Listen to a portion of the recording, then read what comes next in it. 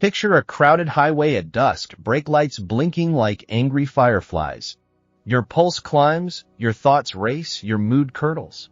Now picture the same scene, but you are breathing evenly, attention anchored on the smooth motion of your hands on the wheel, fully aware that the traffic is outside your skin and therefore outside your command.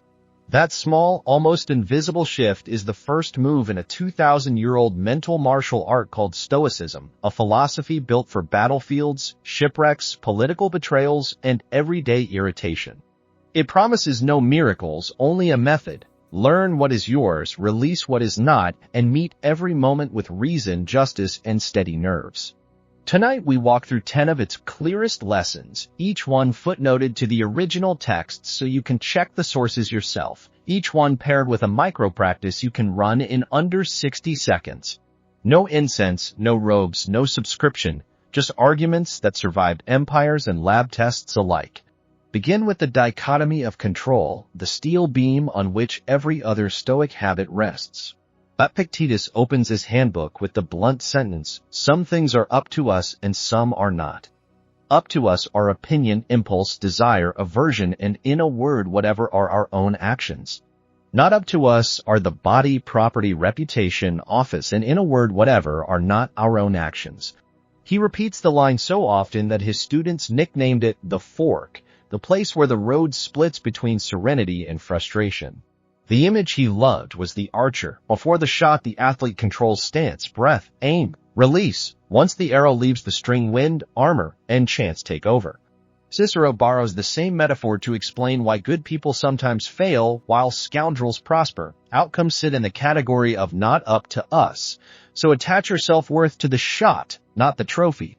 Modern psychologists call this an internal locus of control, and meta-analyses link it to lower anxiety and higher persistence. Try it the next time an email notification makes your stomach lurch. Draw 2 columns on scrap paper. Left side, what I can directly steer, my reply, my tone, my timing. Right side, what I cannot, the reader's mood, company policy, market reaction. Act on the left, ignore the right. The exercise takes 45 seconds and often dissolves the physical tension that precedes impulsive typing. Lesson 2 is active acceptance, a phrase that sounds like resignation but is actually its opposite. Marcus Aurelius, writing inside a frontier war tent, reminds himself, the impediment to action advances action. What stands in the way becomes the way. Notice the verb, advances, not tolerates. Stoic acceptance is a clearance operation. You sweep the mind of futile protest so that directed energy can flow toward the next virtuous move. When the Senate condemned Seneca to suicide, he accepted the order with the same calm he once accepted applause, then spent his final hours dictating consolation letters to friends, proving that acceptance is not surrender but redirected force. Psychologists now label this cognitive restructuring. Soldiers call it tactical patience. Micro-practice. When news you dislike lands, flight canceled, client cancels, Wi-Fi dies, say internally, this is the new data. Then immediately ask, what virtue can I exercise here? Patience, creativity, justice, courage. Pick one and take the smallest muscular step in its direction. The mantra short-circuits the secondary layer of suffering we add by arguing with reality. Return to the present. Lesson 3. Seneca complains that many Romans are physically alive but mentally scattered across regrets of yesterday and fears of tomorrow, so they experience only the ghost of life. He calculates that if you subtract living in imagination, some people lose decades.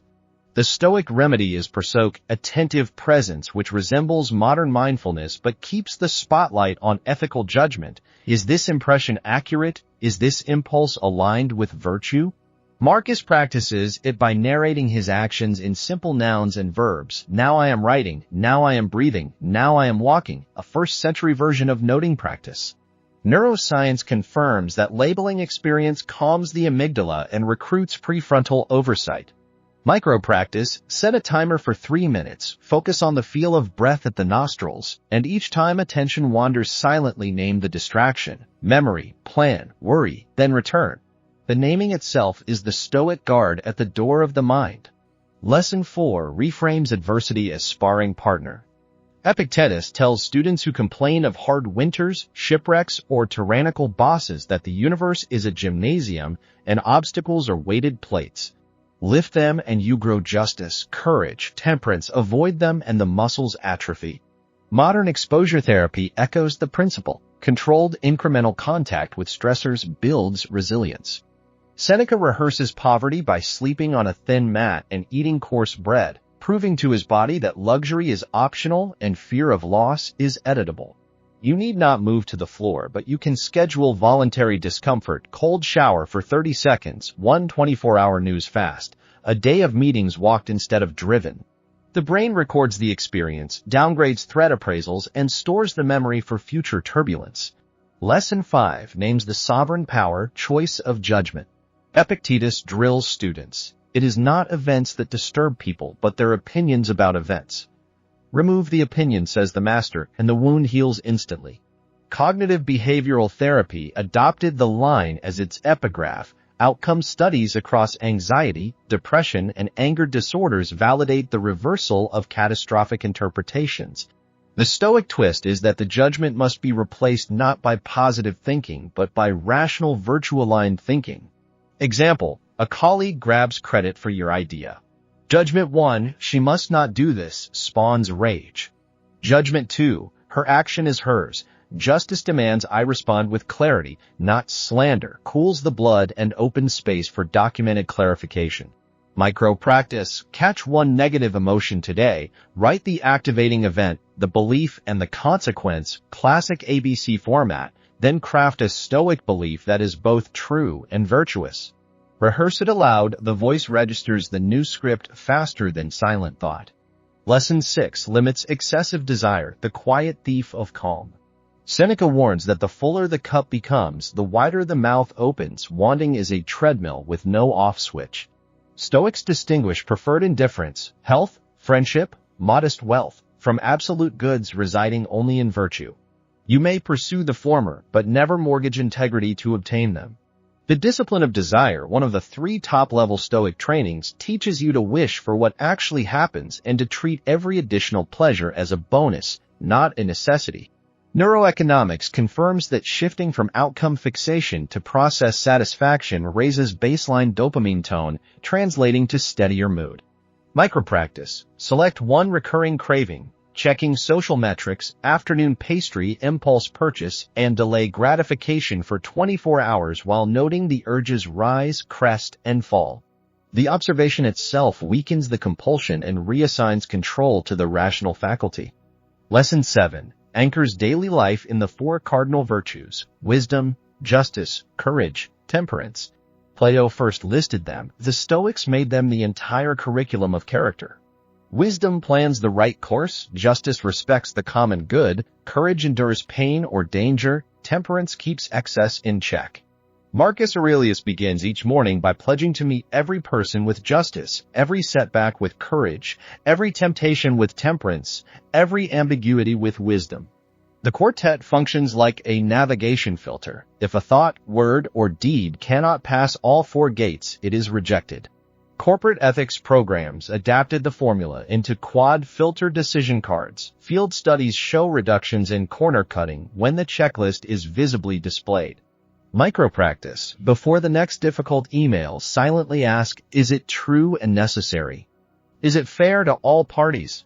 Does it require bravery to send? Is it restrained in tone? Only if the answer is yes 4 times do you hit send. The pause rarely exceeds 30 seconds and prevents hours of reputational repair. Lesson 8 confronts impermanence without drifting into nihilism. Marcus rehearses the theme daily. Soon you will have forgotten all things, and all things will have forgotten you. Rather than breeding despair, the meditation sharpens appreciation and ethical urgency. Stoics view time as a flowing river. You can swim deliberately or be tossed chaotically, but you cannot freeze the current. Modern studies on mortality salience show that brief, non-threatening reminders of death increase pro-social behavior and goal clarity, effects long exploited by cultural rituals.